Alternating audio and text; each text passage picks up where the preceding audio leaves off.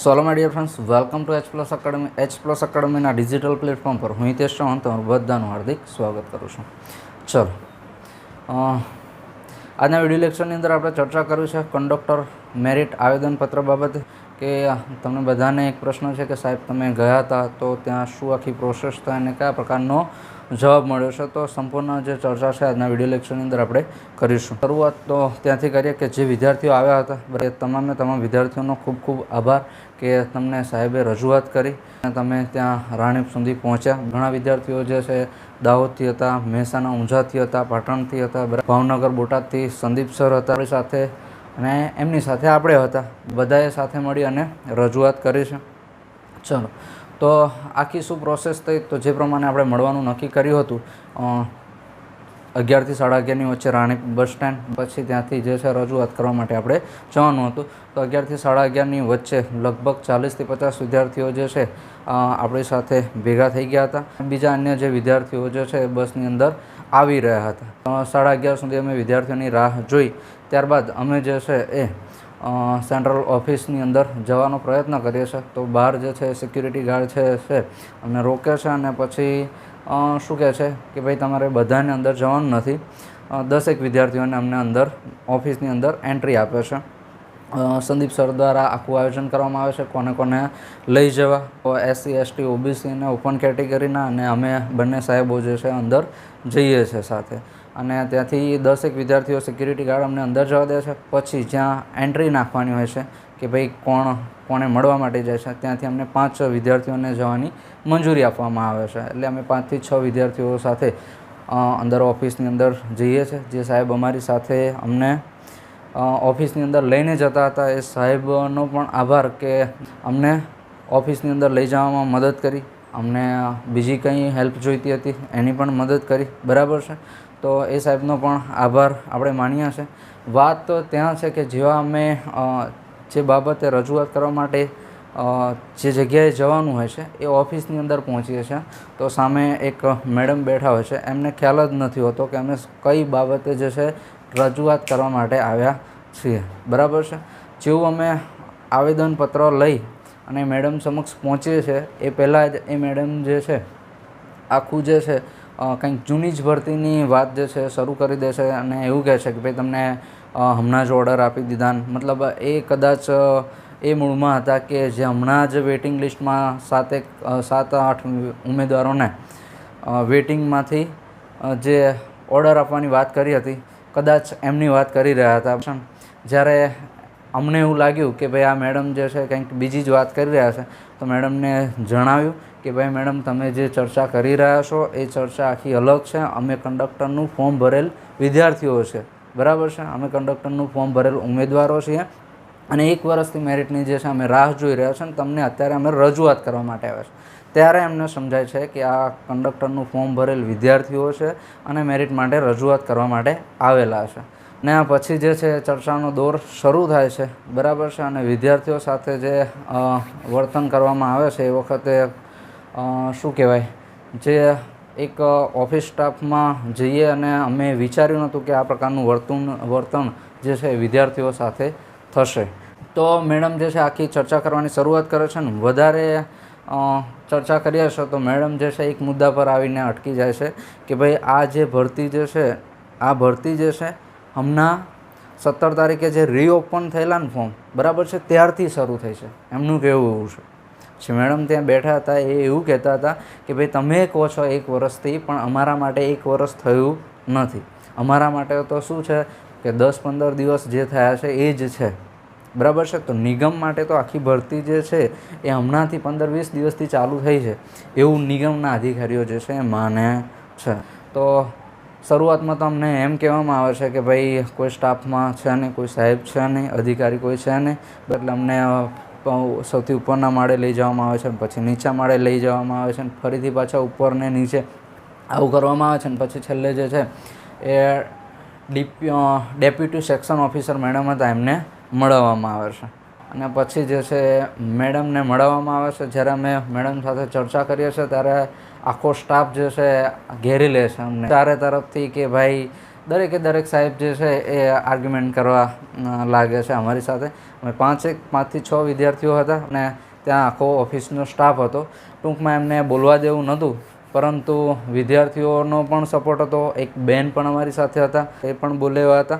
બરાબર છે. ચર્ચા જે છે ચાલે છે ને પછી મેડમ જે છે થોડા ઠંડા પડે છે ને કહે છે કે ભાઈ તમે હવે આવેદનપત્ર જે છે એ અહીંયા રજૂઆત કરીને જાઓ, અમે વિચારીશું એમ. પણ આપણે જે છે મેરિટ બાબતે માહિતી લેવા ગયા હતા. બરાબર છે, કે ક્યારે મેરિટ આવશે એની માહિતી અમારે મેળવી હતી. એટલે પછી અમે બધા જે છે એ ભેગા થઈ અને નક્કી કર્યું કે ભાઈ આવેદનપત્ર અત્યારે આપણે આપવા નથી, આપણે MD સાહેબને મળીને જઈએ. તો 12થી 12:30ની અંદર આ પ્રોસેસ ચાલે છે અને પછી અમને કહેવામાં આવે છે કે ભાઈ જો સાહેબ જે છે ગાંધીનગર મિટિંગની અંદર ગયા છે, એ આવશે એટલે તમને મળાવીશું. ને સાહેબ લગભગ 3 વાગ્યા સુધી આવશે, આવું અમને કહેવામાં આવ્યું. તો વિદ્યાર્થીઓ પણ જે હતા એ જુસ્સામાં જ હતા. એમને પણ મેરિટ બાબતે માહિતી મેળવીને જ જવું હતું. એટલે પછી અમે 3થી 3 વાગ્યા સુધી રોકાઈએ છીએ. સંદીપ સર જે છે એ ભાવનગરથી આવ્યા હતા. બરાબર છે, ભાવનગર બોટાદથી આવ્યા હતા. અન્ય વિદ્યાર્થીઓ જે દૂરના વિદ્યાર્થીઓ હતા એમને સંદીપ સર દ્વારા કહેવામાં આવ્યું કે ભાઈ હવે તમે જે દૂરના વિદ્યાર્થીઓ જે છે એમને જવું હોય તો તમે જઈ શકો છો. બરાબર છે, કેમ કે અમે અંદરનો માહોલ જો પછી અમને સમજાઈ ગયું કે MD સાહેબને મળીશું તો પણ અમને આ જ જવાબ મળવાનો છે કે ભાઈ હવે અમે પ્રોસેસ છે શરૂ કરીશું ને જેટલું વહેલું બને એટલું અમે પ્રયત્ન કરીશું. આ પ્રકારનો જવાબ મળશે એવી અમને ખાતરી હતી. એટલે પછી જે છે દૂરના વિદ્યાર્થીઓને અમે કહી દીધું કે ભાઈ તમારે જવું હોય તો તમે જઈ શકો છો. સંદીપ સરને પણ બસ હતી. બરાબર છે, અને એમને થોડું દૂર જવાનું હતું. એટલે બાકીનું જે કમાન્ડ જે છે એ વિદ્યાર્થીઓને આપણને સોંપી અને સંદીપ સર જે છે એ નીકળી જાય છે. અને અમે બધાએ પણ એમને કીધું કે સાહેબ હવે તમે નીકળી જાઓ કેમ કે તમારે જવાનું છે દૂર. બરાબર છે. ખરેખર સંદીપ સરનો આભાર માનવો જોઈએ કે એટલે દૂરથી તમારી માટે જે છે અમદાવાદ રાણીપ સુધી પહોંચે છે. સવારના નીકળેલા અને સાંજે જે છે ઘણું બધું લેટ જે છે પહોંચેલા. બરાબર છે. તો સંદીપ સરનો તમારે આભાર માનવો જોઈએ. ઘણી વખત તમે સાહેબોને ટ્રોલ કરતા હોય છે, તો આવું બધું ના કરવું જોઈએ. બરાબર છે. અને સપોર્ટ માટે જ્યારે અમે ગ્રુપ બનાવ્યું ત્યારે તમને કીધું હતું કે ભાઈ જે વિદ્યાર્થીઓ આવવાના છે એમને જ ગ્રુપની અંદર જોઈન થવું. લગભગ 650+ વિદ્યાર્થીઓ જે છે ગ્રુપની અંદર જોઈન થયેલા અને ત્યાં હાજર માત્ર 60-70 વિદ્યાર્થીઓ જે છે એ રહ્યા હતા. બરાબર છે. તો બાકીના જે વિદ્યાર્થીઓ જે છે માહિતી મેળવવા માટે જ ઘરે બેઠા જે છે એમને માહિતી મેળવવી હોય છે, માહિતી મેળવવા માટે ગ્રુપની અંદર જોઈન થયેલા. ખરેખર આ જે છે એક એકતાનો અભાવ કહેવાય. બરાબર છે, કે બધાને માહિતી મેળવવી હોય છે પણ રૂબરૂ રજૂઆત માટે કોઈને જે છે એ પહોંચવું હોતું નથી. બરાબર છે. તો ફરીથી જ્યારે તમને કહેવામાં આવે તો સપોર્ટમાં રહેજો. ભલે અત્યારે તમે ઘરે રહીને પણ તમે જે કંઈ કર્યું છે એની ઇફેક્ટ જે છે GSRTC નિગમની ઓફિસમાં પડી છે. બરાબર છે. આપણે જે છે એક ઈમેલ અભિયાન ચલાવ્યું હતું. બરાબર છે. તો એની પણ અસર પડી છે. ફોન કોલનું અભિયાન ચલાવ્યું હતું, એની પણ ત્યાં અસર પડી છે. અને ટેક્સ્ટ મેસેજ, વોટ્સઅપ મેસેજની પણ અસર ત્યાં પડી છે. ટૂંકમાં તમે ઘરે બેઠા પણ જે કંઈ કર્યું છે એની અસર GSRTC નિગમમાં થાય છે. અને બીજી વાત કહીએ તો જે છે આપણે જે કંઈ કરી રહ્યા છે ને, ટેક્સ્ટ મેસેજ મોકલ્યા, વોટ્સઅપ મેસેજ મોકલ્યા, ઈમેલ મોકલ્યા, ગ્રુપ બનાવ્યું. બરાબર છે. આ તમામ પર GSRTC નિગમના જે ઓફિસના કર્મચારીઓ છે એ બધાની નજર જે છે આપણી પર છે. બરાબર છે. જે ઓલા મેડમ હતા એ આપણી સાથે ચર્ચા કરી રહ્યા હતા ત્યારે એ પણ એ કહેતા હતા કે ભાઈ તમે એક વોટ્સઅપ ગ્રુપ બનાવ્યું છે અને વિદ્યાર્થીઓ આંદોલન કરવાની પણ ચર્ચા કરી રહ્યા છે. બરાબર છે. તો આપણી જે કંઈ પ્રયત્નો છે, આપણે જે કંઈ કરીએ છીએ એ બધાની ઉપર નિગમની નજર રહેલી છે. બરાબર છે. તો તમારા બધાને જ્યારે ફરીથી સપોર્ટની જરૂર પડે છે ત્યારે તમે બધા આવો એવી અમે અપેક્ષા રાખીએ છીએ. છેલ્લે 6-7 વિદ્યાર્થીઓ હતા અમે અને સાહેબની રાહ જોઈને બેઠા હોઈએ છીએ. લગભગ 3-3:30 સુધી અમે રાહ જોઈને બેઠા હોઈએ છીએ અને પછી 3:30 એક સાહેબને આપણે મળીએ છીએ, જીઓ શાહ સાહેબ કરીને. બરાબર છે. જીઓ શાહ સાહેબને અમે મળવા જઈએ છીએ. પહેલાં ઓફિસમાં ગયેલા એ જ ઓફિસની અંદર અમે ફરીથી જીઓ શાહ સાહેબ આવ્યા છે કે નહીં, કોઈ અધિકારી આવ્યા છે કે નહીં એની પૂછપરછ માટે જઈએ છીએ. તો ત્યાં તો અમારી માટે શું કહેવાય, રાહ જોઈને બેઠા હોય છે કે ક્યારે અમને ધમકાઈએ એમ. બરાબર છે. એટલે ખરેખર એમને એવું ના કરવું હોય પરંતુ એમની પણ કંઈક પરિસ્થિતિ એવી હોતી હશે. બરાબર છે. એટલે એ સ્ટાફ જે છે ઉગ્ર બનતો હોઈ શકે છે. બરાબર.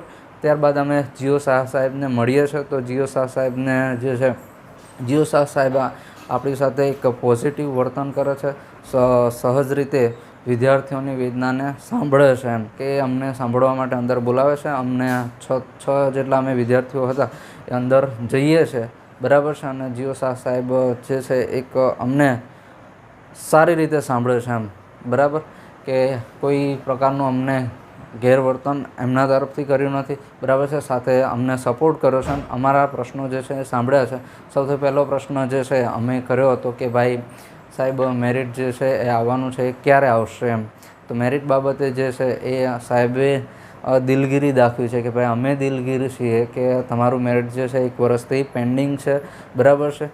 અમારે પણ સ્ટાફની જરૂરિયાત છે અને અમારે પણ આવક જે છે એ ઘટી રહી છે એમ. તો એમ કરી અને સાહેબ અમને સાંત્વના આપે છે કે ભાઈ મેરિટ માટે અમે દિલગીર છીએ, ઝડપથી જે છે એ મેરિટ માટે અમે પ્રોસેસ કરી રહ્યા છે. જણાવ્યું કે ભાઈ દિવ્યાંગોનો કોર્ટ કેસ હતો, બરાબર છે, હેન્ડીકેપ વિદ્યાર્થીઓ માટેનો કોર્ટ કેસ જે છે એ ચાલી રહ્યો હતો, એટલા માટે અમે અત્યાર સુધી મેરિટ જે છે એ જાહેર કરી શક્યા નથી. પરંતુ હમણાં જ જે છે એ ફોર્મ રીઓપન થયા અને ફોર્મ રીઓપન થયા બાદ જે છે એ તમામ ડેટા જે છે અમે મંગાવ્યો છે અને એની અંદરથી ડેટાની અંદર હજુ કરેક્શન કરવાનું બાકી છે, બરાબર છે. કેટલા વિદ્યાર્થીઓના ડુપ્લિકેટ ફોર્મ છે એમને રિમૂવ કરવાના છે અને લગભગ સાહેબ જે આંકડો આપતા હતા એ કે 1.5 લાખ વિદ્યાર્થીઓએ 1,45,000 સમથિંગ 1.5 લાખ વિદ્યાર્થીઓના ફોર્મ ભરાયા છે, બરાબર છે. એ ભરાયેલા ફોર્મનો જે છે ડેટા એનો એનાલિસિસ કરી અને આખું એનું જે છે એ મેરિટ બનાવવાનું છે. ટૂંકમાં એક વાત કહીએ તો અત્યાર સુધી જે છે એ મેરિટ બાબતે જે છે એ નિગમ દ્વારા પ્રોસેસ ચાલુ કરવામાં આવેલી નથી, આવું અમારી વાતચીત પરથી અમે માનીએ છીએ, બરાબર છે.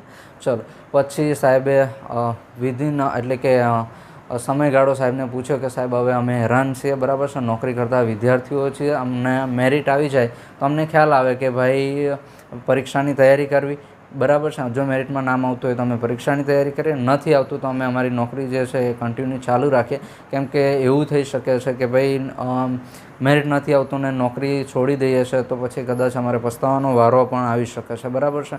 અને મેરિટમાં નામ આવે છે અને અમે મેરિટમાં નામ અમારું આવવાનું હોય અને અમે અત્યારે નોકરી ચાલુ રાખીએ છીએ, બરાબર છે, તૈયારી કરવામાં થોડું ફોકસ નથી થઈ શકતું તો જે છે અમને ફરીથી પસ્તાવાનો વારો આવી શકે છે. તો આવી બધી રજૂઆત જે છે અમે કરી હતી અને છેલ્લે સાહેબે જે છે એ સાંભળી અને કીધું કે ભાઈ હજુ 1 મહિનો જે છે સમયગાળો જે છે એ મેરિટ બાબતે લાગી શકે છે. તમે બધા વિદ્યાર્થીઓ અમને સાથ સહકાર આપો અને 1 મહિનાની અંદર 1 મહિના સુધી જે છે અમારે સમયગાળો મેરિટ બાબતે જોઈશે. એટલે આ વાત પરથી આપણે કહી શકીએ કે ભાઈ સાહેબને જે છે એટલે મેરિટ આવતા હજુ 1 મહિનાની અંદર આ મહિનાની અંદર મેરિટ જે છે એ આવી શકશે નહીં, બરાબર છે. તો મેરિટ ક્યારે આવશે એનો આ જે પહેલો પ્રશ્ન જે છે અહીંયા આપણે પૂરો થાય છે કે મેરિટ આવતા હજુ 1 મહિનો તો લાગશે જ. ભલે ત્યાંથી સાહેબે 1 મહિનાનો સમયગાળો કીધો, પરંતુ મને પોતાને તો એવું લાગી રહ્યું છે કે ભાઈ ઓછામાં ઓછા 2 મહિના જે છે એ 2 થી 2.5 મહિના, 2 મહિના તો તમારે માનવાના જ, બરાબર છે. તેમ છતાં જો આ મારા અંગત વિચારો છે, બરાબર છે, તમારે તમારી રીતે જે છે પ્રિપરેશન ચાલુ રાખવાની છે. 1 મહિનાનો સમયગાળો સમજી અને હજુ તમારી પાસે સમય છે, તમારે તૈયારી જે છે એ ચાલુ રાખવાની છે, ઓકે. ચલો બીજો પ્રશ્ન હતો કે સાહેબ અમે ફોન કોલ કરીએ છીએ, કોઈ રિપ્લાય આપતું નથી, બરાબર છે. તો સાહેબ તમે એક હેલ્પલાઇન નંબર જે છે જાહેર કરો, બરાબર છે. તો સાહેબ દ્વારા હેલ્પલાઇન નંબરો વિશે આપણને એવું કહેવામાં આવ્યું કે ભાઈ હવે અમે એવી પ્રોસેસ કરી રહ્યા છીએ કે ભાઈ 7-10 દિવસે, 7 થી અઠવાડિયે 15 દિવસે જે છે વેબસાઇટની અંદર કંઈક અપડેટ મૂકતા રહીએ, જેથી કરીને વિદ્યાર્થીઓને ખ્યાલ આવે કે ભાઈ મેરિટ બાબતે કેટલે કામ પહોંચ્યું છે.